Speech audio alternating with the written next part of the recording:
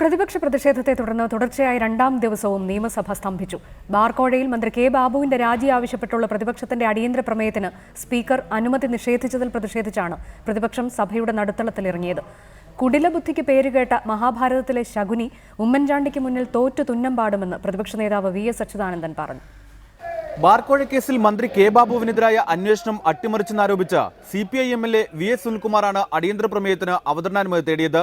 എന്നാൽ കോടതിയുടെ പരിഗണനയിലിരിക്കുന്ന വിഷയമായതിനാൽ അടിയന്തര പ്രമേയം പരിഗണിക്കാനാവില്ലെന്ന് ചട്ടം 52 ചൂണ്ടിക്കാട്ടി സ്പീക്കർ നിലപാട് അറിയിച്ചു.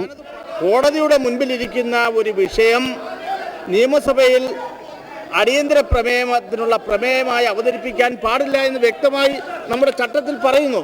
ഇതോടെ പ്രതിപക്ഷം സഭയുടെ നടുത്തളത്തിലിറങ്ങി മുദ്രാവാക്യം വിളി തുടങ്ങി. അത് ഈ സർക്കാർ അധികാരത്തിൽ 689 കോടി രൂപ ചെലവിൽ 431 ചെക്ക് ഡാമുകൾ.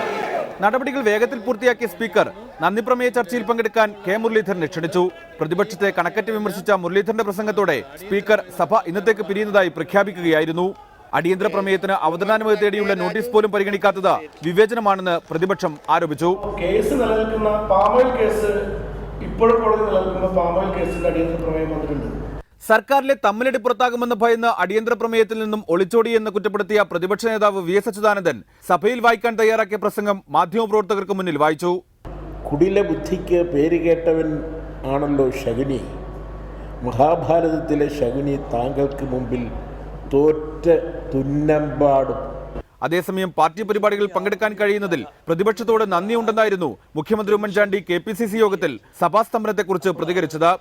നമ്മുടെ പ്രതിപക്ഷ സുഹൃത്തുക്കൾ, നിങ്ങളുടെ ധാരണ ഞങ്ങളൊക്കെ തമ്മിൽ വലിയ അടിയാന്നാണ്. ഒന്നുമില്ല.